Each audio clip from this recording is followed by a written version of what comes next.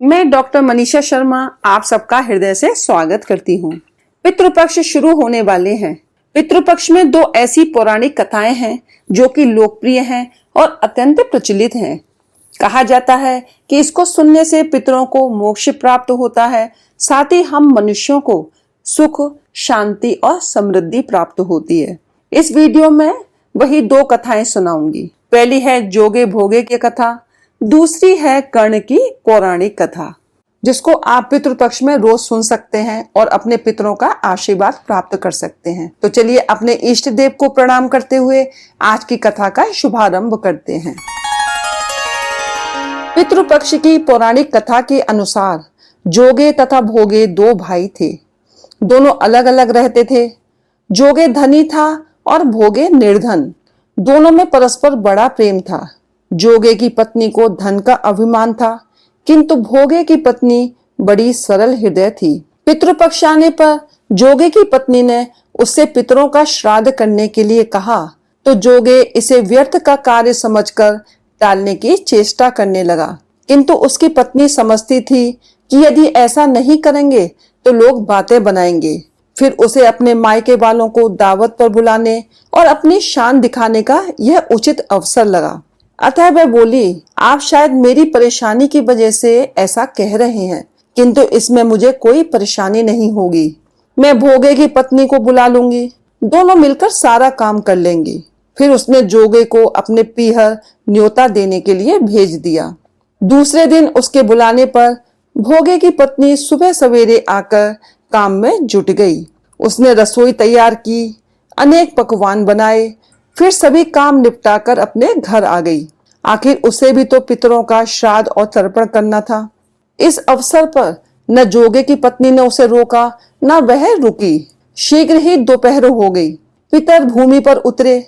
जोगे भोगे के पितर पहले जोगे के यहाँ गए तो क्या देखते हैं कि उसके ससुराल वाले वहां भोजन पर जुटे हुए हैं।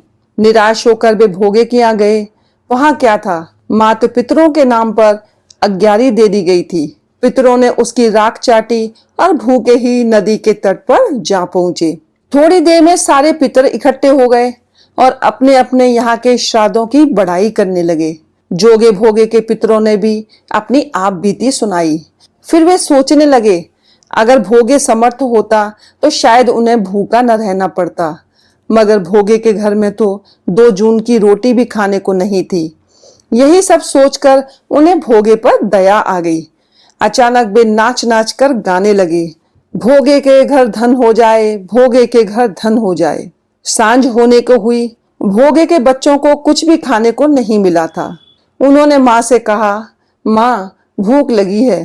तब उन्हें टालने की गरज से भोगे की पत्नी ने कहा, जाओ आंगन में हौदी औंधी पड़ी है, उसे जाकर खोल लो और जो कुछ मिले बांट कर खा लेना।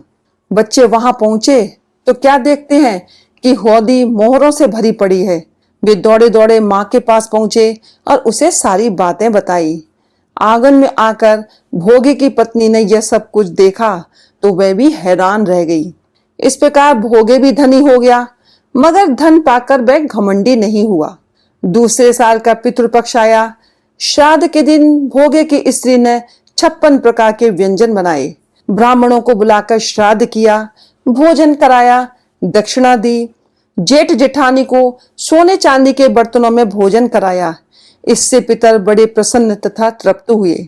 इस कहानी से हमें यह शिक्षा मिलती है कि हमें अपने पितरों के निमित्त कुछ न कुछ अवश्य करना है। पंडित को भोजन अवश्य कराना है और उनके लिए कुछ अवश्य जरूर करिएगा। श्री कृष्ण भगवान ने कहा कि आत्मा कभी मरती नहीं, ये बस एक शरीर से दूसरे शरीर में बदलती है।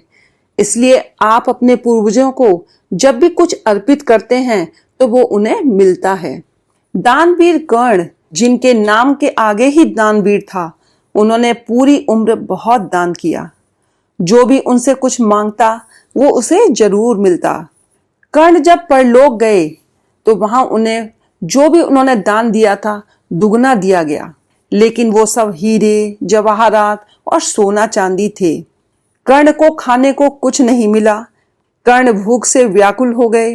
तब कर्ण ने चित्रगुप्त से पूछा कि मैंने अपनी सारी संपदा सदैव दान पुण्य में ही समर्पित की है, फिर मुझ पर यह कैसा ऋण शेष रह गया है।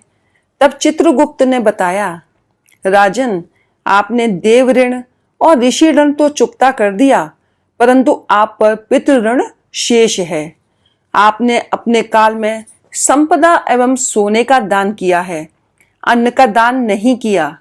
जब तक आप ये ऋण नहीं उतारते, आपको मोक्ष मिलना संभव नहीं है। इसके उपरांत धर्मराज ने दानवीर कर्ण को व्यवस्था दी कि आप 16 दिन के लिए पृथ्वी पर जाकर अपने ज्ञात एवं अज्ञात पितरों को प्रसन्न करने के लिए विधिवत श्राद्ध तर्पण तथा पिंडदान करके आइए, तभी आपको मोक्ष की प्राप्ति होगी। दानवीर कर्ण ने वैसा ही किया, तभी उन्हें मोक्ष मिला। किंवदंती है कि तभी से श्राद्ध की प्रथा आरंभ हुई। इसलिए हिंदुओं में भोजन दान करना बहुत शुभ माना गया है। श्राद्धों के दौरान तो गरीबों को भोजन खिलाना ही चाहिए। इसके जरिए हमारे पूर्वजों को सीधे ये पहुंच जाता है। कहा जाता है कि इन दिनों यमराज की आज्ञा से आत्माएं जमीन पर आती हैं और अपने वंशजों की ओर से अर्पित किए गए भोजन का भोग करती हैं। इस कथा को सुनने के लिए धन्यवाद। यदि आपको ये वीडियो पसंद आई हो तो इसे लाइक करें, शेयर करें, हमारे चैनल को सब्सक्राइब करें तथा बेल आइकन को प्रेस करें ताकि आप हमारे आने वाले वीडियोस को भी देख सकें। हर हर महादेव, जय भोलेनाथ।